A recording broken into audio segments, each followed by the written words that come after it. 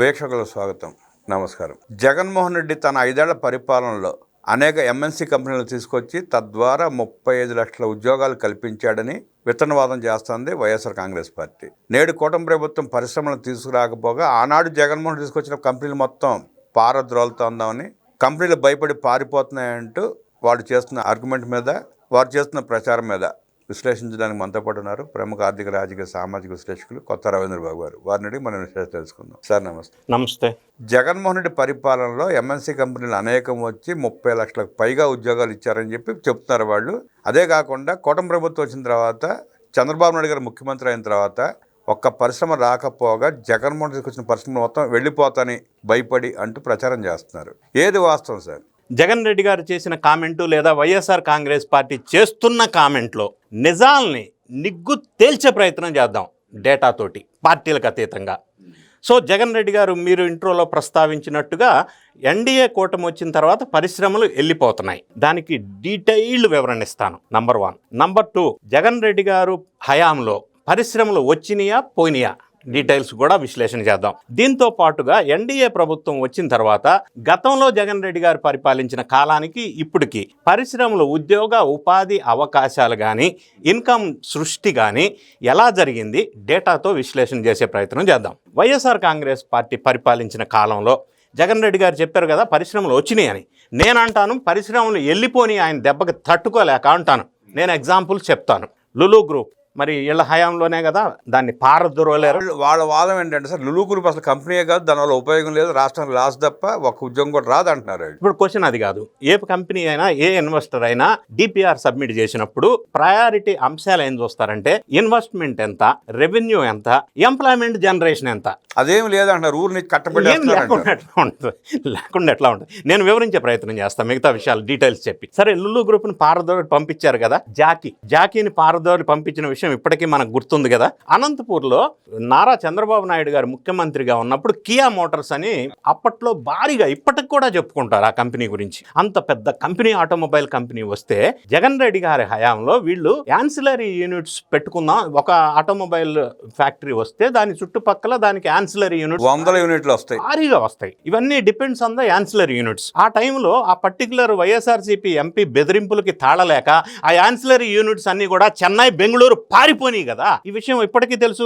Kia company వాళ్ళు చెప్పారు. అమర్ రాజా batteries మరి వాళ్ళని వేధింపులు తట్టుకోలేక ఎక్స్పాన్షన్, మళ్ళీ భారీ పెట్టుబడులు పెట్టేటప్పుడు వాళ్ళు తెలంగాణకి ఎందుకు వచ్చి పెట్టాల్సి వచ్చింది? ఆంధ్రప్రదేశ్ నుంచి 10,000 కోట్ల రూపాయల ఇన్వెస్ట్మెంట్ వెళ్ళిపోయింది, తెలంగాణకు వచ్చింది కదా. దానికి కారణం వైఎస్ఆర్సీపీ కాదా? ఇంకొక ఎగ్జాంపుల్ చెప్తాను నేను. వోల్టాస్, తర్వాత మైక్రోమాక్, తర్వాత జిఎం మాడ్యులర్, తర్వాత నిక్సీ అనే ఒక ఐటీ కంపెనీ, తర్వాత STPI అనే ఒక ఐటీ కంపెనీ, తర్వాత ట్రైటాన్, తర్వాత ఫ్రాంక్లిన్ టెంప్లెటాన్ అనే ఒక ఐటీ కంపెనీ. సో ఈ కంపెనీస్ నేను ప్రస్తావించినవన్నీ జగన్ రెడ్డి గారి హయాంలో ఉండలేక, అంటే వాళ్ళ బాధలు తట్టుకోలేక రాష్ట్రాన్ని వదిలి వెళ్ళిపోయిన మాట వాస్తవం కాదా? నంబర్ 2, ఈ మధ్య కాలంలో RBI వాళ్ళు ఒక రిపోర్ట్ ఇచ్చారు. ఆ రిపోర్ట్లో వాళ్ళు స్పష్టంగా చెప్పింది ఏంటంటే జగన్ రెడ్డి గారి పరిపాలించిన కాలంలో MSME సెగ్మెంట్లో ఉన్నటువంటి 913 కంపెనీలు రాష్ట్రాన్ని వదిలి వెళ్ళిపోయి 913. మరి దీనికి బాధ్యత ఎవరు వహిస్తారు? అంటే RBI నివేదిక కరెక్ట్ కాదని చెప్తారేమో ఇప్పుడు. మరి ఎవరి నివేదిక కరెక్ట్? వాళ్ళ నివేదిక కరెక్ట్ అంటారు. ఎట్లా అవుతుంది? ఎవరిది కరెక్టో ప్రజలు జడ్జిమెంట్ తీసుకుంటారు కదా. ఒట్టిగా స్టేట్మెంట్ ఇస్తే కుదరదు. నేను అందుకే అథెంటికేటెడ్ డేటా ప్రకారం చెప్తా. సరే, ఇప్పుడు ఎన్డీఏ ప్రభుత్వం వచ్చిన తర్వాత ఏం జరిగింది అనేది మనం దీన్ని కూడా విశ్లేషణ చేయాలి. ఈజ్ ఆఫ్ డూయింగ్ బిజినెస్ నుంచి స్పీడ్ ఆఫ్ డూయింగ్ బిజినెస్ అనే ఒక టైటిల్తో ముందుకెళ్తున్నమాట వాస్తవం. ఈ ఎన్డీఏ ప్రభుత్వం వచ్చిన 20 నెలల కాలంలో 25 కొత్త ఇండస్ట్రియల్ పాలసీస్ తీసుకొచ్చారు. ఎందుకని? To attract the investments. అదే కదా దాని ప్రధానమైన ఉద్దేశం. ఇండస్ట్రీస్ అండ్ కామర్స్లో ఒక 11 ఇండస్ట్రియల్ న్యూ పాలసీస్ తీసుకొచ్చారు. ఎలక్ట్రిసిటీలో ఒక న్యూ పాలసీ తీసుకొచ్చారు. ఐటీ అండ్ ఎలక్ట్రానిక్స్ సెగ్మెంట్లో 9 న్యూ పాలసీస్ తీసుకొచ్చారు. ఇన్ఫ్రా అండ్ ఇన్వెస్ట్మెంట్స్లో 2 పాలసీస్ తీసుకొచ్చారు. యూత్ అండ్ టూరిజంలో 3 న్యూ పాలసీస్ తీసుకొచ్చారు. సో ఈ న్యూ ఇండస్ట్రియల్ పాలసీస్ ద్వారా స్పీడ్ ఆఫ్ డూయింగ్ బిజినెస్కి అవకాశం కల్పించేటట్టు చేశారు. ఇక రెండో అంశం, ఆంధ్రప్రదేశ్లో క్లస్టర్ డెవలప్మెంట్ ప్రోగ్రామ్, APCDR అంటారు. ఆ క్లస్టర్ డెవలప్మెంట్ ప్రోగ్రామ్ అనేది ఒక ఇనిషియేషన్ తీసుకున్నారు. రాష్ట్ర వ్యాప్తంగా ఇప్పటి వరకు 45 కామన్ ఫెసిలిటీ సెంటర్స్ ఏర్పాటు చేశారు. ఇది నేను చేసిన మాట చెప్తున్నా, చేస్తారని చెప్పట్లా. ఎస్టాబ్లిష్ అయినాయి. 45 కామన్ ఫెసిలిటీస్ సెంటర్స్ ఏర్పాటైనాయి. దానివల్ల ఇండస్ట్రీస్ పెరుగుతాయి. ఇంకొకటి మనం చూసినట్టయితే 175 నియోజకవర్గాల్లో 175 ఎంఎస్ఎంఈ పార్కులు ఏర్పాటు చేస్తున్నారు.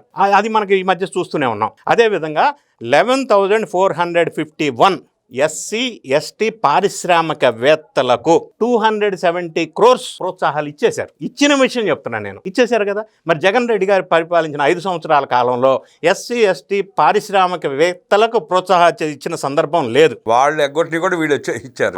కరెక్ట్. అయితే ఈ 20 నెలల కాలంలో 13.25 lakh crores investment already ground అయినాయి.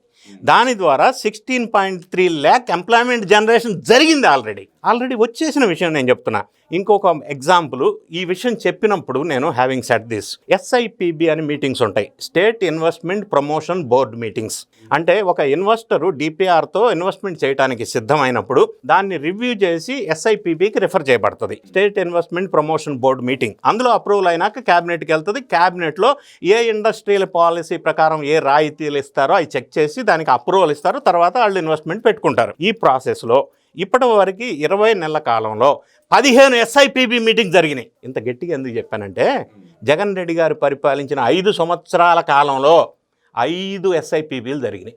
సంవత్సరం ఒకటి మమ అనిపించాడు. మరి వీళ్ళు 20 నెలల్లో 15 ఎస్ఐపిబిలు జరిగినాయి అంటే దాని ఇండికేషన్ ఏంటి? దాని మీటింగ్, దాని మెసేజ్ ఏంటి? దాని అర్థం ఏంటి అంటే సార్, మరి మొన్న జగన్మోహన్ రెడ్డి ఒక మీటింగ్లో ఎంఎస్ఎంఈలు నేను స్థాపించాను, 30 లక్షల ఉద్యోగాలు ఇచ్చాను అంటున్నాడు. ఇప్పుడు నియోజకవర్గం ఒక ఎంఎస్ఎంఈ పార్క్ స్టార్ట్ చేస్తుంది కుటుంబ ప్రభుత్వం, ఆల్మోస్ట్ చాలా వరకు స్టార్ట్ చేసింది. మరి జగన్మోహన్ రెడ్డి అన్ని ఉద్యోగాలు ఇచ్చి అన్ని ఎంఎస్ఎంఈ పార్కులు పెడితే వాళ్ళు కొత్తగా ఏర్పాటు చేసిన అవసరం ఉంది?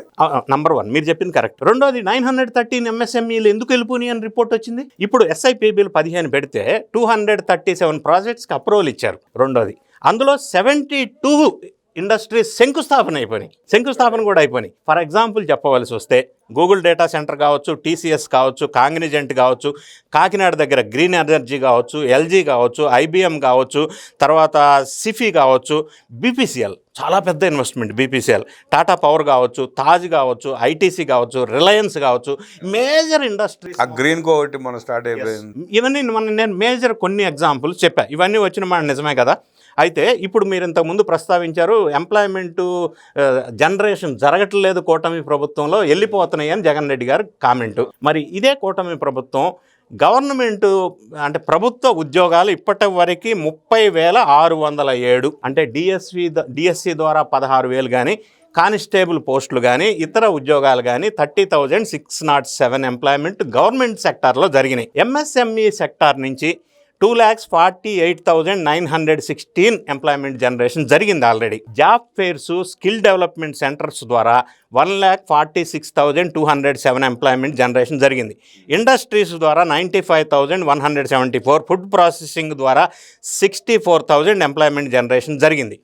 ఐటీ ఎలక్ట్రానిక్స్ ద్వారా 13,866 ఎంప్లాయ్మెంట్ జనరేషన్ జరిగింది. టూరిజంలోనే 5,028 ఎంప్లాయ్మెంట్ జనరేషన్ జరిగింది. గతంలో టూరిజం అనేది ఇగ్నోర్ చేయబడినటువంటి సెక్టర్ జగన్ రెడ్డి గారి పరిపాలించిన కాలంలో. అదేవిధంగా ఇప్పుడు ఐటీ కానీ డేటా సెంటర్స్ హబ్గా వైజాగ్ని తీర్చిదిద్దుతున్నారు, క్వాంటమ్ వ్యాలీగా అమరావతిని తీర్చిదిద్దుతున్నారు, స్పేసు, ఏరోస్పేసు, డిఫెన్సు, డ్రోను, ఇటువంటి అన్నీ కూడా రాయలసీమ ప్రాంతాన్ని సెలెక్ట్ చేశారు. ఇది క్లస్టర్ బేస్డ్, అన్ని ప్రాంతాలని సమంగా డెవలప్ చేసే ఉద్దేశంతో ఇవన్నీ తీసుకొచ్చారు. సో ఇండస్ట్రీస్ వచ్చినాయా లేదా, డెవలప్మెంట్ అయిందా లేదా అనే దానికి ఇంకొక రీసెంట్గా జరిగిన ఒక రిపోర్టు, ఈ ఆంధ్రప్రదేశ్ భారతదేశంలోనే ఇండస్ట్రీస్ని ఆకర్షించడంలో టాప్ ప్లేస్లో ఉంది, 25.3% ఇన్వెస్ట్మెంట్స్ అని చెప్పి ఒక రిపోర్ట్ వచ్చింది ఈ మధ్యకాలంలో. సెంట్రల్ గవర్నమెంట్ ఇచ్చిన రిపోర్ట్ కదా. మరి దాన్ని ఏ విధంగా అర్థం చేసుకోవాలా? 20 నెలల్లో ఫస్ట్ ప్లేస్లో ఉంది అని అంటే దాన్ని ఏ విధంగా అర్థం చేసుకోవాలా? సో ఇవన్నీ నేను వివరించిన తర్వాత ప్రధానంగా వైఎస్ఆర్ కాంగ్రెస్ పార్టీ పరిపాలించిన 5 సంవత్సరాల కాలం వర్సెస్ కూటమి ప్రభుత్వం వచ్చిన దాదాపుగా 20 నెలల కాలంలో ఈ రెండు ప్రభుత్వాలకి ఎక్కడ గ్రోత్ జరిగింది, ఎక్కడ సంపద సృష్టి జరిగింది, ఎక్కడ స్టేట్ అభివృద్ధి జరిగింది అనేది చెప్పవలసి వస్తే, అంటే బేస్లెస్గా చెప్పకుండా డేటా బేస్తో చెప్పవలసి వస్తే కొన్ని పారామీటర్స్ ఉంటాయి, ఇండియా వైజ్ యాక్సెప్టెడ్ పారామీటర్స్. అది జిఎస్డిపి కావచ్చు, పర్ క్యాపిటల్ ఇన్కమ్ కావచ్చు, పర్ క్యాపిటల్ పవర్ కన్జంప్షన్ కావచ్చు. ఈ పారామీటర్స్ లేటెస్ట్ డేటా తీసుకొని నేను చెప్తే ఎవరు హయాంలో రాష్ట్రం డెవలప్మెంట్ అయింది అనేది మనకు అర్థమవుతుంది. ఇప్పుడు జిఎస్డిపి గ్రోత్ తీసుకుందాం. వైఎస్ఆర్ కాంగ్రెస్ పార్టీ పరిపాలించిన పరిపాలించిన కాలంలో 5.01% ఉంది. ఇప్పుడు ఎన్డీఏ వచ్చిన తర్వాత జిఎస్డిపి గ్రోత్ 10.75% ఉంది. 5 ఎక్కడ, 10 ఎక్కడ?